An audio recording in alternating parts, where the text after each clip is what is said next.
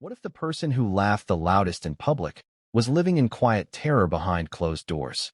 What if the greatest threat to his life wasn't a stranger, a stalker, or an enemy from the outside, but someone sitting at his own dinner table? And what if he finally told the truth, only 1 week before he died? That's the question that has haunted everyone who heard what happened next. Before we continue, please hit the like button, subscribe to the channel, and turn on the notification bell for updates. Because 7 days before his death, a legendary Hollywood director, a man known for warmth, humor, and decades of success, sat across from one of his oldest friends and whispered a sentence he had never said out loud before. Not to the police, not to his wife, not to a therapist, just one person. My son has tried to kill me 5 times. Let that sink in. 5 times. This wasn't a joke. It wasn't paranoia. It wasn't a dramatic exaggeration. The way he said it, low, careful, almost rehearsed, made it clear this was something he had been carrying for years. Decades, maybe. And the reason he chose that moment? Because he believed he was running out of time. Imagine what it takes for a father to say those words. Imagine the guilt, the shame, the fear of being disbelieved, the fear of being believed. Ask yourself honestly, if this were you, would you speak up? Or would you stay silent to protect the person who might destroy you? This story isn't about fame. It isn't about Hollywood gossip. It isn't even about violence, not at first. It's about silence. The kind of silence that grows heavier every year. The kind that wraps itself around family loyalty. The kind that convinces you tomorrow will be safer than today, until it isn't. Because when news broke just days later that the director and his wife had been found dead inside their sprawling hillside home, everything changed. Conversations that once sounded emotional suddenly sounded prophetic. Small details that were once ignored became impossible to unsee. And that private confession, the one never meant to leave the room, suddenly mattered more than anyone realized. But we're getting ahead of ourselves. To understand why this confession happened, why it happened so late, and why it may explain everything that followed, we need to go back. Back to a man who spent his life making people laugh while quietly counting the exits in his own home. Back to a family that looked perfect from the outside. And back to the very first moment he realized something was wrong.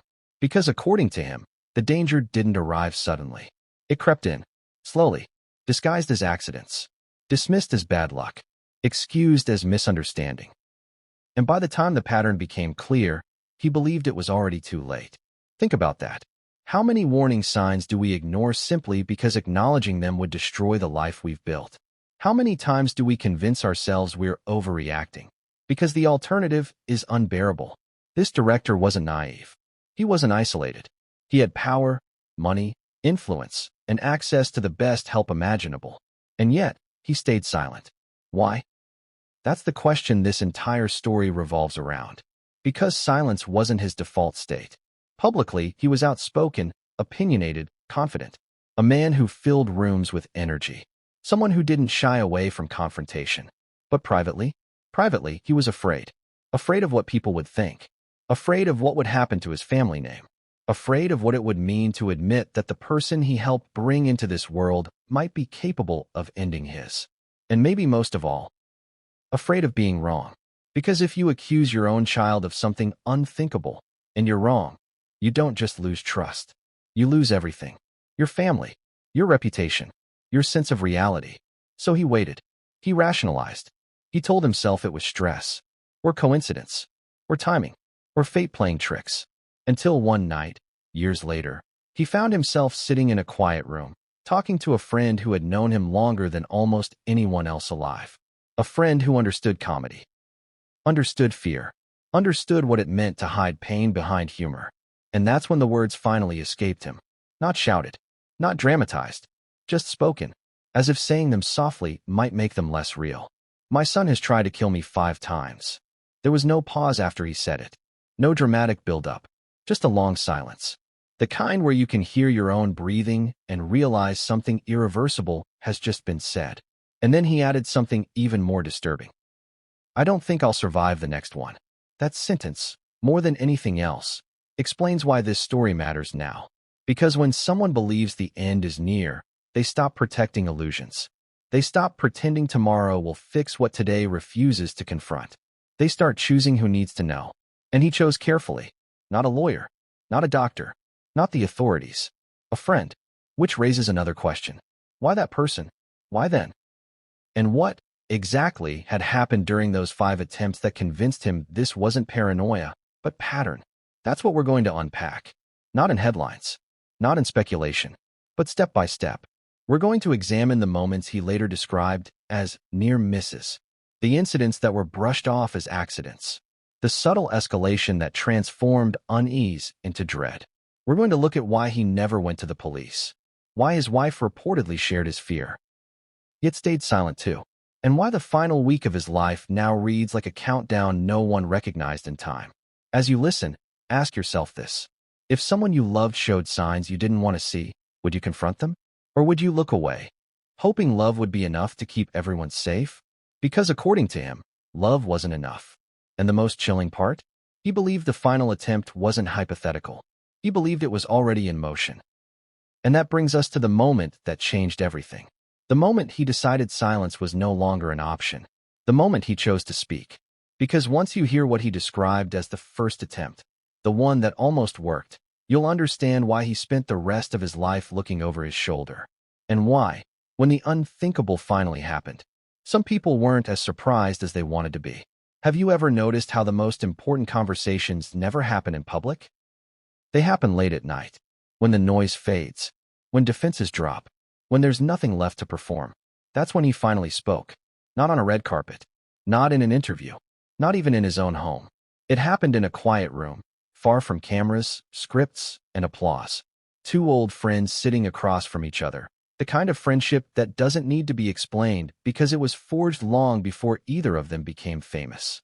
They had laughed together for decades. They had survived Hollywood together. They had buried mutual friends together. But this conversation was different. Because this time, the laughter never came. The director sat differently than usual. His shoulders weren't relaxed. His hands didn't move when he talked. He kept rubbing his thumb against the edge of the chair, over and over again, as if grounding himself in something physical might stop his thoughts from racing ahead. At first, the conversation stayed safe. Politics, old stories, mutual acquaintances, the comfortable rhythm of 2 men who had shared half a lifetime. And then, without warning, he went quiet. Not the kind of silence that means someone is thinking about what to say next. The kind that means someone is deciding whether they should say anything at all. His friend noticed it immediately. You don't spend that many years reading a person's timing without sensing when something is off. What's going on? He asked. The director smiled. The same smile he'd used 1,000 times on camera. The same smile audiences trusted. But this one didn't reach his eyes. There's something I've never told anyone, he said. Not something funny. Not something strange. Something never told anyone. That's when the room shifted. Because everyone knows what it feels like when a conversation crosses an invisible line. When it stops being casual and becomes confessional. When you realize whatever comes next can't be unheard. His friend leaned forward slightly, instinctively lowering his voice even though no one else was there. You don't have to, he said. The director shook his head. I do, he replied. I don't think I have much time left. That sentence alone should have stopped everything. But it didn't. Because he kept going. I've spent my whole life making people laugh, he said quietly. I figured that was my job. If I could keep things light, maybe the darkness would stay away. He paused. It didn't. There was no dramatic build-up. No cinematic pacing. Just a man finally removing the mask he'd worn for decades. My son, he said, eyes fixed on the floor, has tried to kill me 5 times. The words landed heavy. Not loud. Not emotional. Heavy. As if gravity itself had increased in the room. His friend didn't respond right away. Not because he didn't believe him, but because there are some statements your brain refuses to process immediately. 5 times. A parent doesn't say that lightly. A parent doesn't imagine that casually. And a parent doesn't repeat it unless they've replayed those moments in their head 1,000 times already. Are you sure? His friend finally asked. It was the safest question he could think of. Not accusatory. Not dismissive. Just human. The director nodded. I've questioned myself every day, he said. I've tried to explain it away. I wanted to be wrong. He looked up then, eyes glassy but focused. But patterns don't lie. That word again. Patterns. He explained that at first, it didn't feel dangerous. It felt inconvenient. Strange incidents. Close calls. Moments that made you pause and say, "That was weird," before moving on. The kind of things anyone would dismiss. Because who wants to believe their own child could be a threat? I didn't want to destroy my family over a feeling, he said. So I told myself it was nothing. He laughed softly at that. That's what we always tell ourselves, right? It's nothing. His friend stayed silent, letting him talk, letting him control the pace, letting him decide how deep he wanted to go. Because this wasn't a story. This was a confession. The director explained that each time something happened, he found a reason to excuse it. Bad timing, miscommunication, carelessness, anything except intent. Because intent changes everything. Intent means action. Action means consequences. Consequences mean no going back. I thought if I kept the peace, he said, I could keep everyone safe. He shook his head. I was wrong. His friend asked the question most people would be too afraid to ask. Why didn't you tell anyone? The director exhaled slowly. Who would believe me, he said. A famous guy accusing his own kid? They'd think I was losing it. He leaned back, eyes closed. And what if I was wrong, he added. What if I ruined his life over fear? That's the trap, isn't it? Fear convinces you silence is kindness. Fear convinces you patience is protection.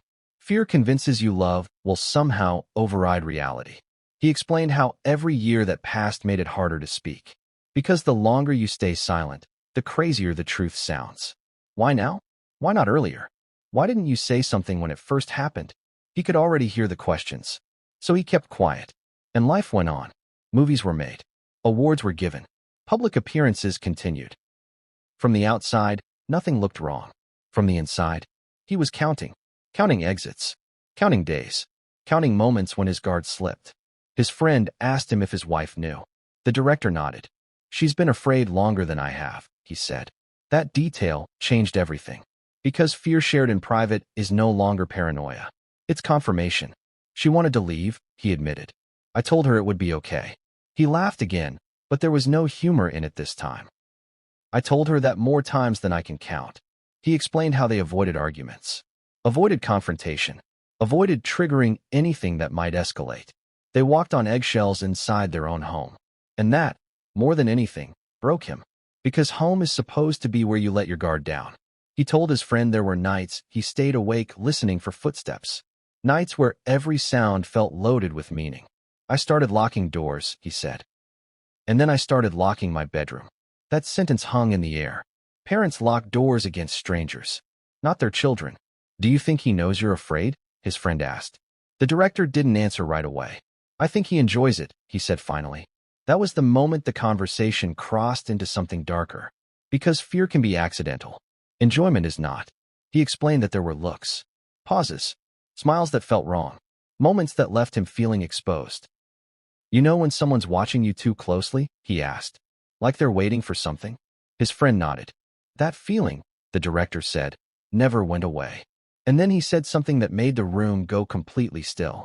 I think the reason I'm telling you now, he said, is because I believe the next attempt will work. That's when his friend finally interrupted him.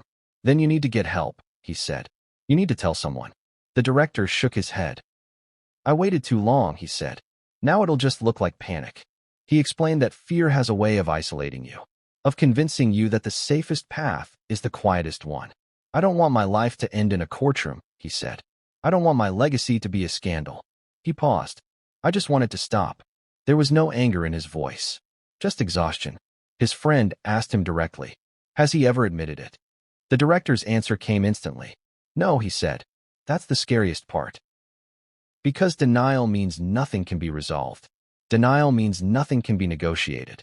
Denial means the threat remains undefined, and therefore unpredictable. The director stood up then, pacing slowly. I've replayed every incident in my head, he said, trying to convince myself I imagined it. He stopped walking. But you don't imagine the same thing 5 times. That's when he finally mentioned the first incident. Just briefly, just enough to hint at how close it came. I thought it was an accident, he said. I really did. He looked at his friend, eyes heavy. I don't think that anymore. And with that, he fell silent. No more details. No explanations. No graphic descriptions. Just the weight of what had been said. The kind of truth that changes how you see someone forever. The kind of truth you wish you could forget. His friend didn't know what to say. There are no rehearsed responses for that kind of confession. So he did the only thing he could. He listened. And when they finally parted ways that night, his friend assumed there would be time. Time to convince him to speak up. Time to help him find protection. Time to make sense of it all. What he didn't know was that this conversation wasn't the beginning of something. It was the end of something.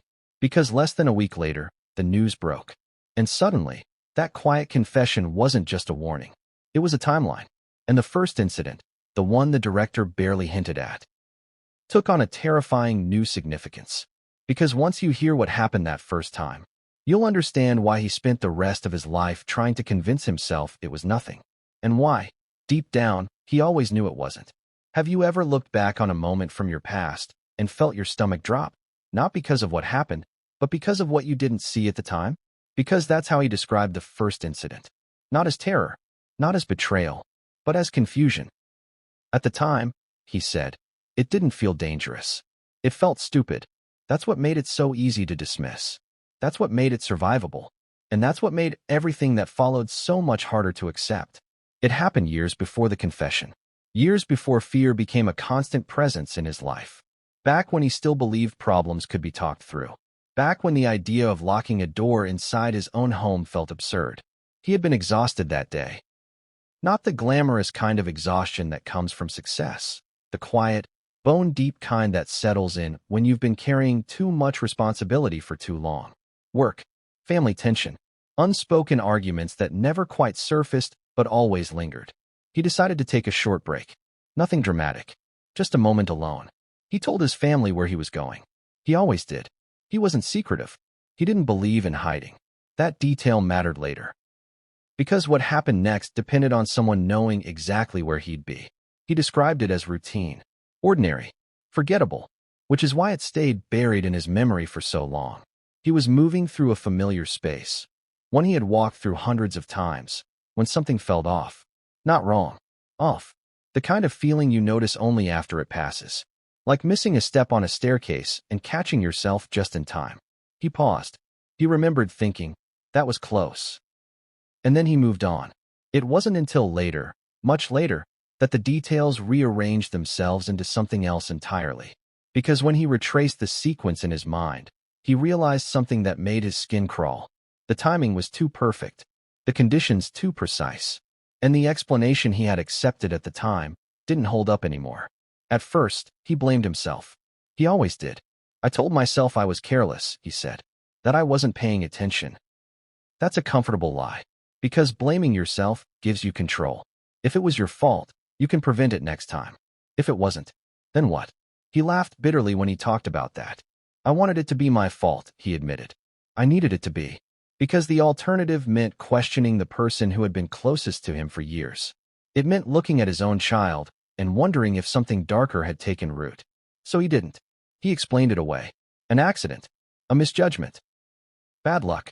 And life moved forward. But here's the thing about near misses. They leave behind a residue. A faint echo that doesn't disappear, no matter how hard you try to ignore it. Days later, he found himself replaying the moment in his head. Not obsessively, just enough to make him uncomfortable. What if he hadn't paused? What if he hadn't reacted instinctively? What if he had been a second slower? That's when the doubt crept in. Not fear. Doubt. Because doubt doesn't scream. It whispers. It asks questions you don't want to answer. Like why someone had been nearby when they didn't need to be. Like why the setup seemed deliberate. Like why no one else seemed surprised by what had happened. He told himself he was overthinking it. People do that when they're tired. They connect dots that don't belong together. That's what he told himself. And for a while, it worked. Until a casual conversation weeks later shifted everything. He was talking about the incident, laughing it off. One afternoon, weeks after the second incident, something trivial happened. Almost laughably insignificant on its own. A plan changed. Nothing major. A schedule adjustment. A routine deviation. And the reaction he witnessed made his stomach tighten. Not anger. Not frustration. Disappointment. Subtle. Fleeting. Quickly masked. But unmistakable. Have you ever seen disappointment flash across someone's face when something doesn't go the way they expected? Even though they had no reason to expect anything in the first place? That was the look. And in that moment, he realized something terrifying. Someone had expected him to be somewhere he wasn't. Someone had been counting on it. He didn't say anything. He smiled. He acted normal. But inside, a line was crossed. Because expectations imply planning. And planning implies intent. That night, he didn't sleep. Not because he was panicking. Because he was thinking. Replaying conversations. Re-examining small choices. Reframing moments that once seemed harmless. He began to see how often his movements were known in advance. How frequently his routines were anticipated rather than discovered. That's when he started doing something that felt ridiculous at first. He began changing small things. Leaving earlier. Returning later. Switching routes. Not dramatically. Not enough to draw attention. Just enough to test a theory. And the results unsettled him. Because reactions followed. Subtle ones. Barely noticeable. But consistent. A raised eyebrow. A delayed response. An unnecessary question. Nothing you could accuse someone of. But enough to make you uneasy. He told himself again that he was overreacting. That fear had distorted his perception. So he tried to reset. Tried to relax. Tried to stop analyzing. That lasted until the third incident. This one didn't feel like an accident at all. It happened in a space that was shared. Not private. Not isolated. That's what made it so dangerous. Because public spaces create plausible deniability. They allow people to hide behind coincidence and chaos. He didn't go into detail when he first described it. Only later, after the confession, did fragments come out. He had been distracted, focused on something else, not expecting anything unusual, and then something went wrong. Something that required a precise sequence of events to unfold exactly as they did. Timing, placement, opportunity. When he realized how close it came, how narrowly he avoided serious harm, his first reaction wasn't fear.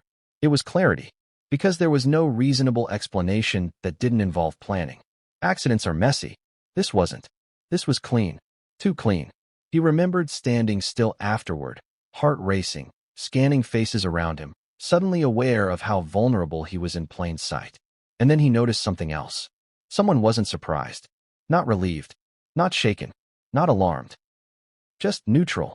As if the outcome hadn't gone the way they hoped, but they were already adjusting. That's when the word pattern stopped being abstract. It became personal. He didn't confront anyone that day. He didn't raise his voice or ask questions. He went home, and for the first time, he locked the door behind him without thinking about it. Not because he expected something to happen immediately, because his instincts had finally overridden his denial. He told his wife that night that something had changed. Not what he suspected, just that he felt unsafe. She didn't ask him to explain. She didn't argue. She simply said, "I know." That response terrified him more than anything else, because it confirmed what he had been trying not to see. They began having quiet conversations late at night, the kind spoken in whispers even when no one else was home. They compared notes. Moments they had individually dismissed suddenly lined up in disturbing ways. Comments that once sounded odd now felt pointed. Reactions that once seemed indifferent now felt loaded. They realized they had both been protecting the same illusion, that love could outpace danger. But here's the cruel truth. Acknowledging the pattern didn't make them safer. It made them more aware. And awareness without action creates a unique kind of fear. Because now he knew something was wrong. But he didn't know what to do about it. Calling the police felt impossible. How do you explain suspicion without proof? How do you accuse without evidence? And worse, how do you live with the consequences if you're wrong? So they did nothing, except adapt. They avoided conflict, avoided emotional conversations, avoided anything that might provoke unpredictability. They believed calm would keep them safe, that if they didn't react, nothing would escalate. But there was a flaw in that logic. Because avoiding confrontation doesn't remove intent, it just delays it. And the more time passed, the clearer it became that the situation wasn't stabilizing. It was evolving. The pauses grew longer. The looks more deliberate. The sense of being watched more persistent. He described it later as living with a quiet countdown. No dates. No numbers. Just a feeling that something was being measured. He began imagining worst-case scenarios. Not because he wanted to, but because his mind kept going there on its own. And every time he tried to talk himself down, the same thought returned. If I'm wrong, I look paranoid. If I'm right, I'm running out of time. That's the trap. That's how people get stuck between fear and denial. That's how patterns are allowed to continue. And they did. Because the third incident wasn't the end. It was the turning point. The moment when suspicion hardened into belief. The moment when he stopped asking himself if something was wrong and started asking himself how much longer he could avoid it. And as unsettling as that realization was, it was nothing compared to what came next. Because the fourth attempt didn't happen in isolation. It involved someone he trusted. Someone he never imagined would be part of the pattern. And once that happened, there was no pretending anymore. Because betrayal changes fear into certainty. And certainty changes everything. What happens when the person you trust becomes part of the pattern? That was the question that shattered the last wall of denial he had left. Because until then, he had been able to tell himself a comforting story. That whatever was happening lived on the edges of his life. That it was indirect. That it could still be coincidence. But the fourth incident destroyed that illusion completely. Not because it was the most dangerous, but because of who was involved. Up until this point, he had been dealing with shadows. With timing. With atmosphere. With moments that could be explained away if you tried hard enough. This time, the threat had a face. And worse, it was a face he trusted. Have you ever noticed how trust changes your instincts? When you trust someone, you stop checking details. You stop asking follow-up questions. You stop listening to that quiet voice that says, something feels off. Trust disarms you. And that's exactly why this moment mattered more than all the others combined. He didn't see it coming. That's what he told his friend later. I was relaxed, he said. That should have been the warning sign. The setup was ordinary. Painfully so. A familiar routine. A familiar person. A familiar environment where nothing bad was supposed to happen. That's the most dangerous combination of all. Because danger thrives where vigilance dies. He had let his guard down because everything about the situation felt safe. There were no unusual changes. No unexpected variables. No reason to be alert. And for a brief moment, he felt normal again. That feeling didn't last. Something small went wrong. Not catastrophic. Not dramatic. Just enough to register. Just enough to create that same sickening sense of déjà vu he had felt before. But this time, there was no confusion. Because he could see exactly who was involved. And that changed everything. He didn't confront them immediately. That wasn't his instinct. Instead, he watched. He studied their reaction the way someone studies a stranger after a close call. Were they concerned? Were they shaken? Were they apologetic? Or were they composed in a way that didn't quite fit? The answer unsettled him. There was concern, yes, but it felt delayed. As if it had been added after the fact. As if the reaction was learned, not felt. That distinction might sound insignificant. But when you've lived with fear long enough, you learn the difference between genuine shock and manufactured concern. One is immediate. The other arrives late. He didn't say anything at the time. He smiled. He nodded. He reassured. That was his specialty. Keeping things light. Defusing tension. Making other people comfortable. Even when he wasn't. But internally, something had cracked open. Because now the pattern wasn't abstract. It wasn't hypothetical. It had crossed into his inner circle. And once that happens, everything becomes suspect. He replayed the interaction over and over in his mind. Not obsessively, methodically. What had been said? What hadn't been said? What felt forced? What felt too calm? He realized something disturbing. The situation had required coordination. Not a lot. Just enough. And that meant someone had known in advance. Someone had been positioned. Someone had been prepared. The realization left him feeling exposed in a way he hadn't before. Because you can rationalize danger when it feels distant. You can't do that when it's sitting across from you, smiling. That night, he didn't sleep at all. Not because he was panicking. Because his mind wouldn't stop connecting dots.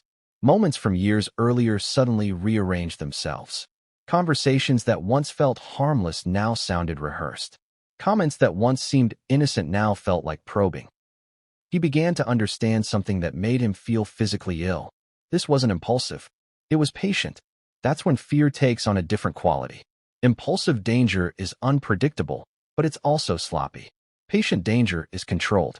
Patient danger waits. He told his wife what had happened the next morning. Not in detail. Just enough. She listened without interrupting. And when he finished, she said something that confirmed his worst fear. I've been worried about that person for a long time. That sentence hit him harder than the incident itself. Because it meant he hadn't been imagining things. It meant the pattern wasn't confined to his perception. It meant the threat had been visible from multiple angles. And still, they had said nothing. Why? Because speaking up would have detonated their lives. Think about that for a moment. How many situations persist not because people don't see them, but because acknowledging them would destroy too much at once? That's where they were, caught between danger and devastation. If they were wrong, they would irreparably damage relationships that had taken decades to build. If they were right, they didn't even want to think about the consequences. So they chose the only option that felt survivable. They stayed quiet. They adjusted. They withdrew emotionally while maintaining appearances. From the outside, nothing changed. From the inside, everything did. He began limiting interactions. Not obviously, just subtly. He declined invitations, shortened conversations, avoided situations that required dependence. And each time he did, he watched closely for reactions. Because reactions reveal expectations, and expectations reveal intent. What he saw disturbed him. Frustration disguised as concern. Irritation masked by politeness. A sense of something not going according to plan. It was never overt, never explicit, but it was consistent. That's what made it impossible to ignore. He began to feel trapped in a role he couldn't escape. If he pulled away too quickly, it would raise questions. If he stayed too close, it would expose him. So he hovered in the middle, always alert, always calculating, always pretending. He hated himself for it, hated what fear had turned him into. But fear has a way of reshaping your priorities. It strips life down to survival. Everything else becomes secondary. That's when he started changing how he moved through the world. Not just physically, emotionally. He stopped sharing plans, stopped offering details, stopped volunteering information. He learned how much people relied on his predictability, and how uncomfortable they became when it disappeared. That discomfort confirmed his suspicions more than anything else could have. Because unpredictability shouldn't threaten people who mean you no harm, unless they're counting on something. He told his friend later that this was the moment he truly understood the danger he was in. Not because something dramatic happened, but because something didn't. Because the absence of reaction revealed more than any outburst ever could. The fourth incident didn't escalate immediately. There was no confrontation, no explosion, just a shift, a recalibration. And that made it worse. Because escalation is noisy, recalibration is quiet. It means the game continues, just under new rules. That realization drained him. He described it as living with a constant low-grade dread. Not panic, not terror, just a steady awareness that safety was conditional, temporary, subject to change. He found himself thinking about escape. Not dramatic escape, just distance. Time away, separate spaces, reduced exposure. But even that felt risky. Because withdrawal can provoke as much as confrontation. And that's when the irony hit him. The more careful he became, the more vulnerable he felt. Because caution requires attention, and attention can be noticed. He began to wonder if the situation was reaching a tipping point, if patience was running thin, if the pattern was about to accelerate. And that's when something happened that confirmed his fear. A small boundary he set, barely noticeable, was crossed. Not aggressively, casually, as if to remind him that control hadn't changed hands. That moment chilled him more than any near miss ever had. Because it wasn't about harm. It was about dominance. A message delivered quietly. We see you. We know. And we're not done. That was when he realized something crucial. Silence wasn't neutral anymore. It wasn't protecting anyone. It was enabling the pattern to continue. But breaking that silence felt impossible. Because by now, too many people were involved. Too many relationships entangled. Too much history at stake. He felt isolated in a way he had never experienced before. Surrounded by people. And completely alone. That isolation is what finally drove him toward confession. Not immediately, but inevitably. Because when trust becomes a liability, you start searching for someone who isn't compromised. Someone outside the pattern. Someone who can hear the truth without consequence. That's why he chose the friend he did. That's why the confession happened when it did. Because by the time the fourth incident faded into memory, he already knew something terrifying. The situation wasn't de-escalating. It was advancing, and the next attempt wouldn't rely on coincidence. It would rely on proximity, on familiarity, on the one thing he could no longer afford to give freely, trust. And once that line is crossed, there's no going back. Because the fifth attempt wouldn't test his awareness. It would test his survival. And according to him, It nearly succeeded. That if you were convinced your life was in danger, who would you call? That's the question people always ask in hindsight. Why didn't he call the authorities? Why didn't he tell more people? Why didn't he leave? From the outside, the answers seem obvious. From the inside, they were anything but. Because fear doesn't always push you to act. Sometimes it freezes you in place. By the time the fourth incident had passed, the director wasn't confused anymore. He wasn't unsure. He wasn't debating whether something was wrong. He knew. What he didn't know was how to survive it without destroying everything around him. He explained later that the idea of calling for help crossed his mind constantly. Not once. Not twice.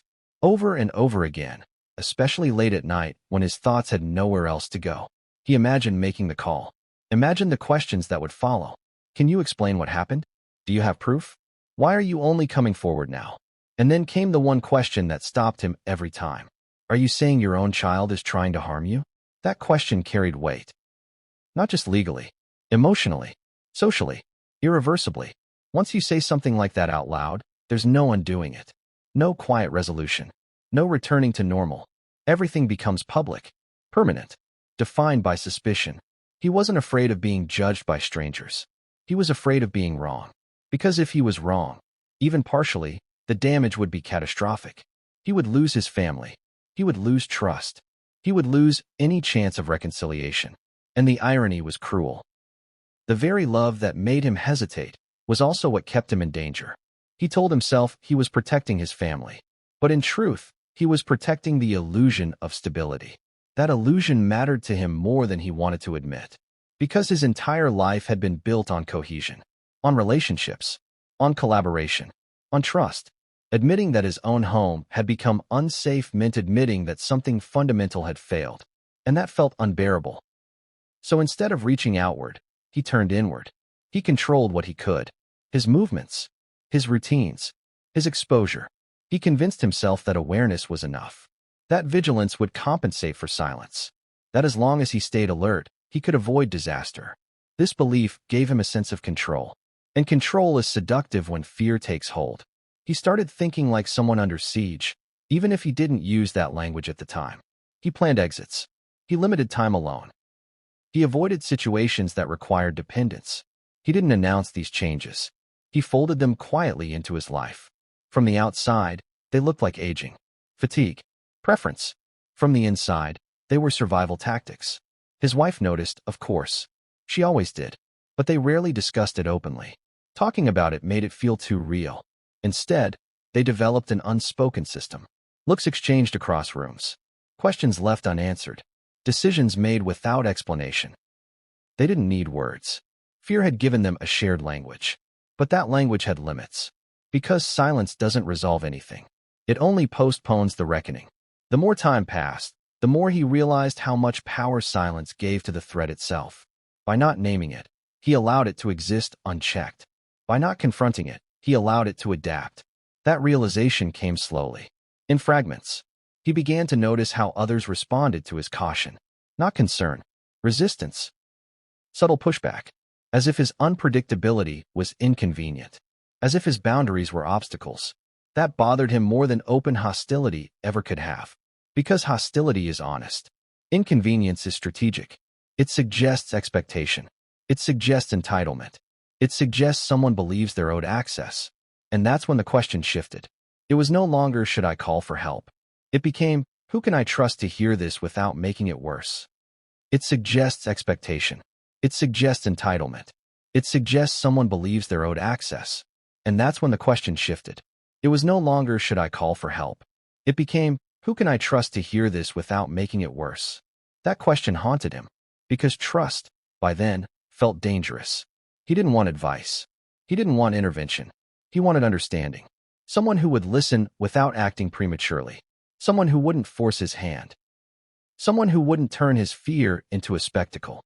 That narrowed the list quickly. Friends were too connected. Professionals came with consequences. Authorities required evidence he didn't have. He was trapped in a space where every option carried risk.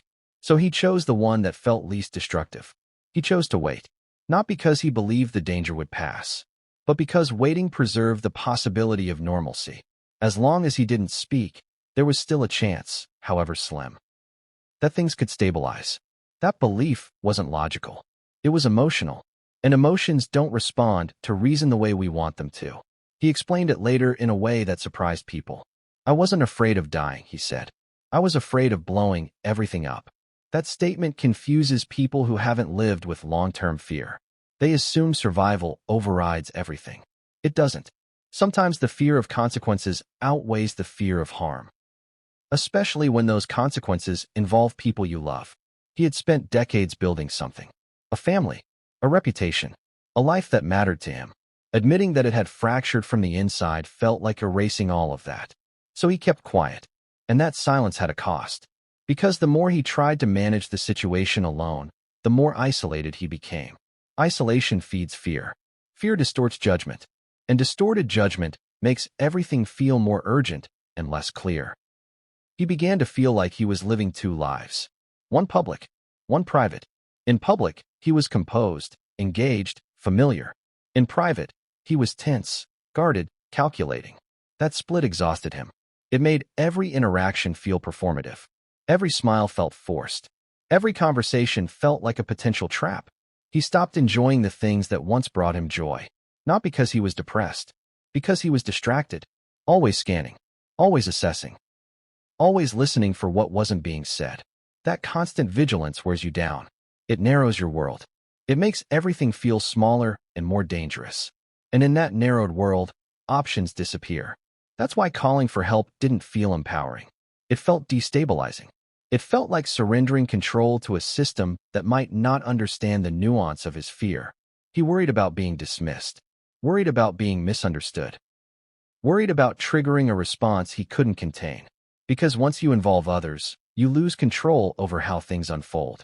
And he had learned, painfully, how unpredictable reactions could be. He also worried about escalation.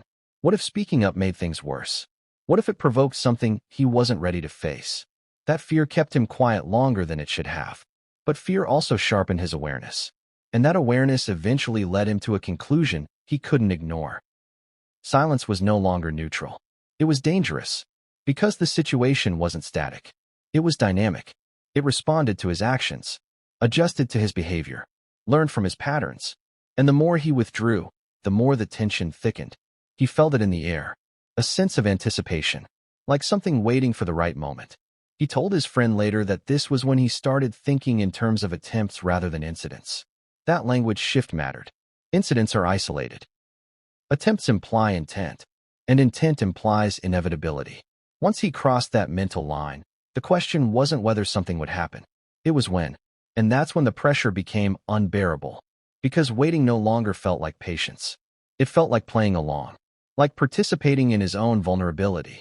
That realization frightened him more than anything else had so far. Because it meant he was complicit, not by choice, but by silence. And silence, once recognized as dangerous, becomes impossible to maintain. That's why the confession eventually happened. Not because he wanted to unburden himself, but because he needed a witness. Someone who could confirm that what he was experiencing wasn't madness. Someone who could hold the truth without immediately turning it into action. That need grew stronger every day, especially after the fifth incident, the one he barely survived. The one that convinced him waiting had nearly cost him everything.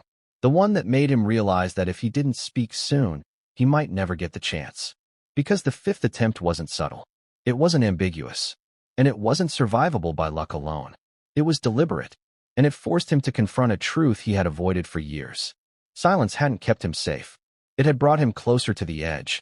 And once you see that clearly, you don't get to look away anymore.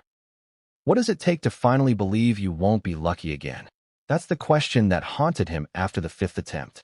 Because up until that moment, survival had always come with a buffer, an explanation, a reason to believe the universe had intervened just in time. This time, there was no buffer, no comfort, no story he could tell himself that didn't collapse under its own weight. He said later that if the first 4 incidents planted fear, the fifth one uprooted denial completely. Because it didn't feel like a warning. It felt like an ending that had been interrupted. He didn't see it coming. That's what disturbed him most. After years of vigilance, after training himself to anticipate danger, he had relaxed, just enough, for something to slip through. Not because he was careless, Because he was tired. Exhaustion is the most dangerous state of all. It convinces you that one moment of normalcy won't hurt, that lowering your guard just this once is harmless, that you deserve peace. That belief almost cost him his life. The setup didn't feel threatening. That was the point. Everything about the moment was familiar, comfortable, predictable. There was no sudden tension, no raised voices, no dramatic shift in atmosphere, which is exactly why it worked. He described it as a strange calm. Not peaceful, just quiet. The kind of quiet that feels artificial in retrospect. At the time, he didn't register it as danger. He registered it as relief. And that's what made the realization afterwards so devastating. Because when things began to go wrong, they did so quickly, not chaotically, precisely. The sequence unfolded in a way that left no room for improvisation, which meant it had been considered in advance. That thought struck him mid-moment, not as panic, as clarity. He later said that clarity was worse than fear. Fear scrambles your thoughts. Clarity sharpens them. In that sharpened instant, he understood something he had resisted for years. This wasn't about misunderstanding. This wasn't about emotions spiraling out of control. This wasn't about anger. It was about intent. And intent doesn't hesitate. He reacted on instinct. Not heroically. Not dramatically. Instinctively. A small movement. A split-second adjustment. A decision he couldn't later explain in words. And that decision changed the outcome. Barely. Afterward, when the immediate danger had passed, he didn't feel relief. He felt cold, as if something inside him had shut down to protect what was left. He remembered standing there afterward, heart pounding, hands trembling, not from fear, but from recognition. Because everything he had tried not to believe suddenly made sense. Every pause, every look, every unexplained reaction. They snapped into place like puzzle pieces that had been waiting years to be acknowledged. He didn't speak right away. Not because he didn't want to. Because he couldn't. His voice wouldn't cooperate. That's when he noticed something that stayed with him long after the moment ended. There was no surprise. No shock. No confusion. Just a quick recalibration. As if the outcome hadn't gone as planned, but the plan itself wasn't abandoned. That was the most chilling part. Not the danger. The adjustment. He realized then that he hadn't disrupted anything. He had delayed it. That distinction mattered.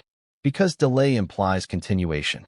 He removed himself from the situation as calmly as he could. Not running. Not accusing. Not reacting in a way that would escalate anything. He acted normal. Because normalcy had become his shield. But inside, something had broken. He told his wife later that night. Not everything. Just enough. She didn't ask questions. She didn't need details. She saw it in his face. This time, there was no denial between them. No rationalization. No comforting lies. They sat in silence for a long time. And in that silence, he felt the weight of a truth he could no longer carry alone. This was the last time, he said quietly. Not as a declaration. As an observation. Because he knew something had shifted. The fifth attempt wasn't about testing boundaries. It was about ending the uncertainty. That realization terrified him more than the danger itself. Because uncertainty offers hope. Finality does not. He began to think in terms of inevitability, not fate. Trajectory. Patterns don't just exist. They move. And this pattern was accelerating. He replayed the moment over and over that night. Not searching for what he could have done differently, but searching for confirmation. Confirmation that his fear had been justified all along. And unfortunately, he found it. The more he thought about the setup, the clearer it became that this had required cooperation. Not necessarily from multiple people, but from circumstance, from familiarity, from access, which meant his world had become the weapon. That's a terrifying realization. Because you can't escape what surrounds you. You can only distance yourself from it. And even distance has limits. He started to imagine worst-case scenarios. Not obsessively. Practically. What if he hadn't reacted in time? What if he had been distracted? What if he had trusted the moment a little more? Each question ended the same way. He wouldn't be here. That understanding changed how he saw himself. He no longer felt like a participant in his own life. He felt like a target. And once you accept that, everything shifts. He didn't sleep at all that night. Not because of adrenaline. Because his mind was racing ahead, trying to solve a problem that felt unsolvable. He knew he couldn't keep living this way. He also knew he couldn't simply disappear. His life was too public, too connected, too visible. Running would draw attention. Confrontation would provoke reaction. Silence would invite repetition. Every option felt dangerous. But one option began to stand out. Telling someone. Not everyone. Not authorities. Just one person. A witness. Someone outside the immediate web of relationships. Someone who knew him well enough to recognize fear, but far enough removed to hear the truth without entanglement. That's when he began thinking seriously about confession. Not confession in the legal sense. Confession in the human sense. Speaking the truth out loud to make it real. To break the isolation. To confirm he wasn't losing his grip on reality. He didn't decide immediately. Fear still whispered caution. Fear always does. But the fifth attempt had changed the equation. Because now, silence felt like complicity. Not moral complicity. Practical complicity. Every day he stayed quiet increased the risk. He also began to notice something else after the fifth incident. Impatience. Subtle. Unspoken. But present. The tension in the air felt sharper. As if time was being compressed. As if patience had limits. That scared him more than anything else. Because impatience leads to mistakes. And mistakes in situations like this are deadly. He began to withdraw more noticeably. Not abruptly, but deliberately. He shortened interactions. He avoided situations where he felt exposed. He leaned into solitude in ways he never had before. But solitude brought its own dangers. It gave his thoughts too much space. He began to wonder if he was already being monitored, if his withdrawal was being noticed, if the window he thought he had was already closing. That urgency pushed him closer to a decision. He knew that once he spoke, there would be consequences.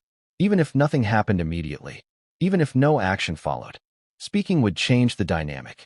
It would remove the secrecy, and secrecy had been the threat's greatest advantage. He also knew that once he spoke, he couldn't take it back. Words don't retreat. They linger. They echo. But that echo might be what kept him alive. That's the calculation he was making in the days that followed. Risk versus silence. Exposure versus isolation. He told himself that if he waited too long, the choice would be made for him. And that terrified him. Because the fifth attempt had shown him something undeniable. This wasn't about if. It was about when. And waiting hadn't protected him. It had nearly killed him. That's why the confession happened when it did. Not impulsively. Not emotionally. But deliberately. He chose the timing carefully. He chose the person carefully. Because he understood something most people don't until it's too late. When danger becomes predictable, unpredictability becomes survival. And speaking, finally, was his attempt to disrupt the pattern. To change the trajectory. To create uncertainty where there had been expectation. Whether it would work, he didn't know. But he knew one thing with absolute certainty. If he didn't speak now, there might not be a next chance. And that realization, that this was possibly his last window, stayed with him as he prepared for the conversation that would change everything. The conversation that would turn fear into testimony, and silence into warning. Because once the truth left his mouth, nothing would ever be the same again. When you're finally ready to tell the truth, the hardest part isn't the words. It's choosing who gets to hear them. Because once the truth leaves your mouth, it doesn't just exist inside you anymore. It lives in someone else. It becomes shared. And shared truths have a way of changing outcomes, whether you're ready for that or not. After the fifth attempt, the director knew one thing with absolute clarity. He couldn't keep this to himself anymore. But he also knew something just as important. He couldn't tell just anyone. Not his colleagues. Too entangled. Not professionals. Too procedural. Not family. Too explosive. He needed someone who could listen without trying to fix it immediately. Someone who wouldn't rush to call authorities, confront anyone, or turn the situation into something louder than it already was. He didn't want intervention. He wanted validation. He wanted someone to hear the words and say, "You're not crazy." That narrowed the list to almost no one. And that's when one name kept resurfacing in his mind. Not because of proximity, but because of history. They had known each other long before success complicated everything. Before public personas hardened into armor. Before every conversation carried the weight of reputation. They had seen each other fail. Seen each other doubt. Seen each other afraid. That kind of history creates a rare kind of trust. The kind that doesn't demand proof. The kind that understands tone matters more than detail.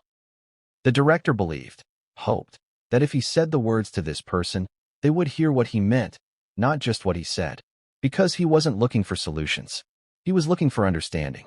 He spent days rehearsing the conversation in his head. Not the specifics. The opening. How do you start a sentence like that? Do you ease into it? Do you soften it? Do you warn them? He considered telling the story chronologically. He considered starting with the fear. He considered saying nothing at all. Because every time he imagined the look on his friend's face, he felt the same surge of guilt. Why burden someone else with this? Why drag another person into something so dark? But that guilt was outweighed by something else. Urgency. Because after the fifth attempt, he felt a pressure he couldn't ignore. Not panic. A sense of narrowing. As if the space around him was shrinking. As if time itself was becoming less forgiving. That's when he made the decision. Not impulsively. Deliberately. He reached out casually. Too casually. He didn't mention fear. Didn't hint at danger. He just asked to talk. In person. No audience. No interruptions. His friend agreed without hesitation. That alone reassured him. Because genuine availability is rare at that level of life. When they finally sat down together, the director almost backed out.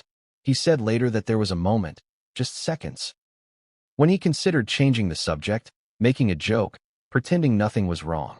Because once he started, there would be no undoing it. But something stopped him. Not courage. Exhaustion. He was tired of carrying this alone. Tired of monitoring himself. Tired of doubting his instincts. Tired of wondering if today was the day something would finally go wrong. So instead of easing into it, he went straight to the point. Not dramatically. Not emotionally. Just honestly. There's something I need to tell you, he said. And I don't know how to say it without sounding insane. His friend didn't interrupt. Didn't laugh. Didn't brush it off. He waited. That silence mattered. Because it gave the director permission to continue. What he didn't do surprised him later. He didn't list details. He didn't recount incidents. He didn't build a case. He stated a conclusion. My life hasn't felt safe for a long time, he said. That was the truth beneath everything else. And then came the sentence he had been afraid to say out loud for years. The sentence that had lived only in his head. The sentence that once spoken would change everything. My son has tried to kill me 5 times. He watched his friend's reaction closely. Not for disbelief. For instinct. And what he saw told him he'd chosen the right person. There was shock, yes. But it wasn't sensational. It was protective. Concern without curiosity. That distinction mattered. Because curiosity demands details. Concern demands understanding. His friend didn't ask how. He asked, "Are you safe right now?" That question alone nearly broke him. Because no one had asked it before. Not directly. Not without qualification. He shook his head. "No," he said. "I don't think I am." That was the moment the conversation shifted. From confession to warning. From emotion to reality. He explained why he hadn't told anyone else. Not defensively. Just factually. He talked about fear. About doubt. About the weight of consequences. He talked about how easy it is to convince yourself you're overreacting when the alternative is unthinkable. His friend listened. Didn't interrupt. Didn't challenge. Didn't minimize. And that was exactly what he needed. Because this wasn't about proving something. It was about being believed. At one point, his friend asked gently, "Why are you telling me now?" It suggests expectation. It suggests entitlement. It suggests someone believes they're owed access. And that's when the question shifted. It was no longer, should I call for help? It became, who can I trust to hear this without making it worse? That question haunted him. Because trust, by then, felt dangerous. He didn't want advice. He didn't want intervention. He wanted understanding. Someone who would listen without acting prematurely. Someone who wouldn't force his hand. Someone who wouldn't turn his fear into a spectacle. That narrowed the list quickly. Friends were too connected. Professionals came with consequences. Authorities required evidence he didn't have. He was trapped in a space where every option carried risk. So he chose the one that felt least destructive. He chose to wait. Not because he believed the danger would pass, but because waiting preserved the possibility of normalcy. As long as he didn't speak, there was still a chance, however slim, that things could stabilize. That belief wasn't logical. It was emotional. And emotions don't respond to reason the way we want them to. He explained it later in a way that surprised people. I wasn't afraid of dying, he said. I was afraid of blowing everything up. That statement confuses people who haven't lived with long-term fear. They assume survival overrides everything. It doesn't. Sometimes the fear of consequences outweighs the fear of harm. especially when those consequences involve people you love. He had spent decades building something, a family, a reputation, a life that mattered to him. Admitting that it had fractured from the inside felt like erasing all of that. So he kept quiet, and that silence had a cost. Because the more he tried to manage the situation alone, the more isolated he became. Isolation feeds fear. Fear distorts judgment, and distorted judgment makes everything feel more urgent and less clear. He began to feel like he was living two lives. One public, one private. In public, he was composed, engaged, familiar. In private, he was tense, guarded, calculating. That split exhausted him. It made every interaction feel performative. Every smile felt forced. Every conversation felt like a potential trap. He stopped enjoying the things that once brought him joy. Not because he was depressed, because he was distracted, always scanning, always assessing, always listening for what wasn't being said. That constant vigilance wears you down. It narrows your world. It makes everything feel smaller and more dangerous. And in that narrowed world, options disappear. That's why calling for help didn't feel empowering. It felt destabilizing. It felt like surrendering control to a system that might not understand the nuance of his fear. He worried about being dismissed, worried about being misunderstood, worried about triggering a response he couldn't contain. Because once you involve others, you lose control over how things unfold. And he had learned, painfully, how unpredictable reactions could be. He also worried about escalation. What if speaking up made things worse? What if it provoked something he wasn't ready to face? That fear kept him quiet longer than it should have. But fear also sharpened his awareness. And that awareness eventually led him to a conclusion he couldn't ignore. Silence was no longer neutral. It was dangerous. Because the situation wasn't static. It was dynamic. It responded to his actions, adjusted to his behavior, learned from his patterns. And the more he withdrew, the more the tension thickened. He felt it in the air, a sense of anticipation, like something waiting for the right moment. He told his friend later that this was when he started thinking in terms of attempts rather than incidents. That language shift mattered. Incidents are isolated. Attempts imply intent, and intent implies inevitability. Once he crossed that mental line, the question wasn't whether something would happen. It was when. And that's when the pressure became unbearable. Because waiting no longer felt like patience. It felt like playing along. Like participating in his own vulnerability.